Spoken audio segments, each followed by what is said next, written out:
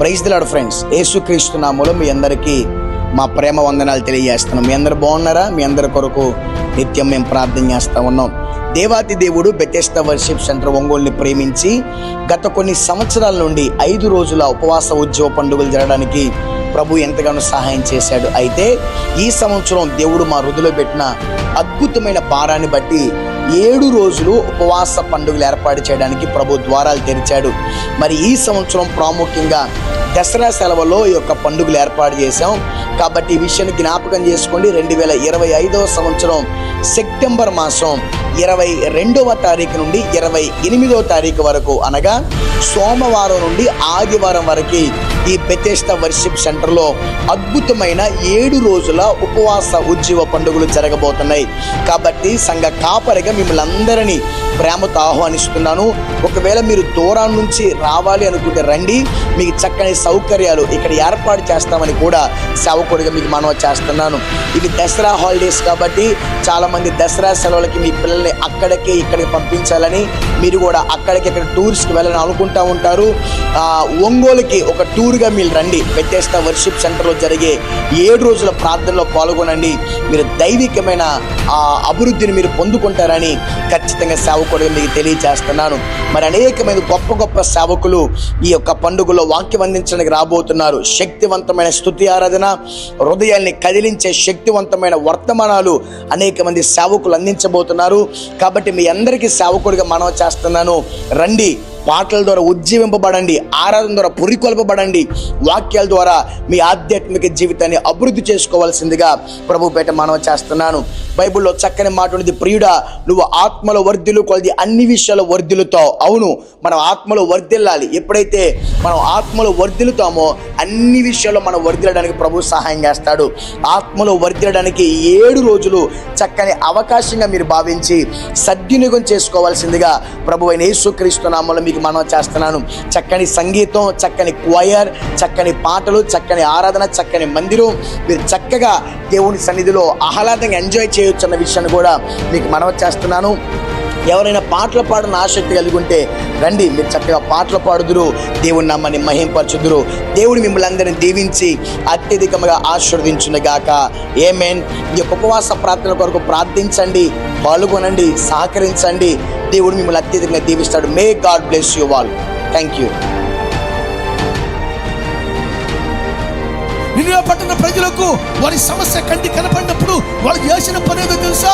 ఒకటి విశ్వాసం కలిగి ఉపవాసం ఉండి, 3వ విషయం తగ్గించుకొని, 4వది ప్రియమైన బిడ్డరా దుర్మార్గం విడిచిపెట్టారంట.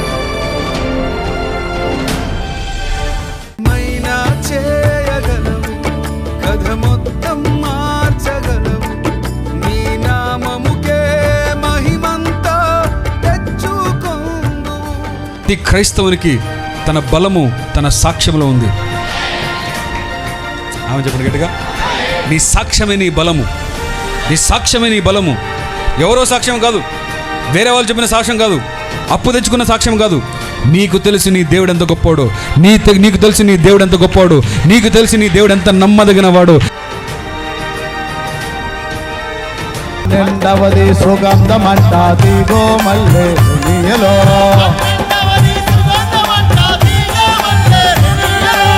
రెండవది సుగంధమంట దిగో మల్లె నీయలో. దయ రావాలంటే అక్కడ దయ రావాలి. యేసు ప్రభు కూడా ఇలా అంటారు, యేసు మాట్లాడు, పిలాతు అంటున్నాడు మాట్లాడు, యేసు మాట్లాడు, నువ్వు గనక అడిగితే నేను నీకు విడుదల ఇస్తాను, నీకు శిక్ష విధించుటకు నీకు విడుదల కలిగించుటకు నాకు అధికారం కలదు తెలుసా నీకు అంటే, నా యేసు అన్నాడు, పై నుండి ఇయ్యబడితేనే తప్ప నువ్వు శిక్ష విధించలేవు, విడుదలను ప్రకటించలేవు. అనేక మంది క్రైస్తవ హృదయాలు ఏమండి పరిశుద్ధాత్మ తైలము లేక, పరిశుద్ధాత్మ నూనె లేక ప్రియులర వారి హృదయాలు ప్రకాశించట్లేదు, వెలిగించబడట్లేదు. ఈరోజు గుర్తుపెట్టుకోండి, మనం ఎప్పుడు పరిశుద్ధాత్మతో నింపబడితే మన హృదయం అనే దివిటి వెలుగుతూనే ఉంటుంది. వచ్చే వాళ్ళని రాని, ఇయ్యరు ఇచ్చే వాళ్ళని చెయ్యరు, చేసేవారు. వీళ్ళందరూ ఎవరు? ప్రమాదకరమైన అనండి. అబ్రహాము తన జీవితంలో ప్రయోజనకరమైన జీవితం జీవించాలి అన్న ఆలోచనలోకి వచ్చి ఆయన చేసిన పని ఏంటిదో చెప్పనా? నా బ్రతుకు ప్రయోజనకరంగా ఉండాలంటే నేను మనుషుల మాట కాదు, నేను దేవుడి మాటకు లోబడాలి.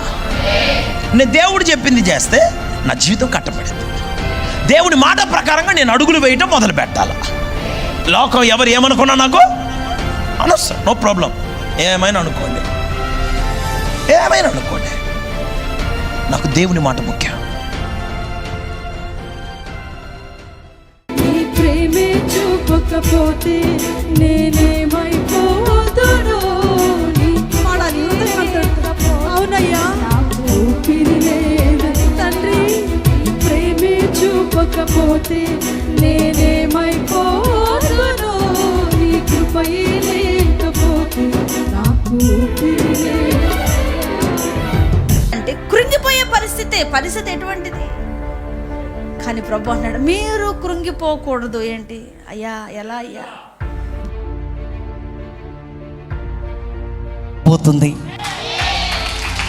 క్యాన్సర్ వచ్చింది, మేలు కొరకే ఇన్నొక సాక్ష్యం పుట్టబోతుంది. కమాన్, ఈరోజు చెప్పండి. తలనొప్పి వచ్చింది, మేలు కొరకే ఇన్నొక సాక్ష్యం. ఓ, బలహీనం వచ్చింది, ఇన్నొక సాక్ష్యం. మరణం వచ్చింది, ఇన్నొక సాక్ష్యం. కమాన్, గట్టిగా ఈరోజు నమ్మిన వాళ్ళు మీ జీవితంలో బాధ వచ్చిందో అది మేలు కొరకే, వేదన వచ్చిందో మేలు కొరకే, చీకటి వచ్చిందో అది మేలు కొరకే. నమ్మిన వాళ్ళు మాత్రమే. హల్లెలూయా, ఆమేన్.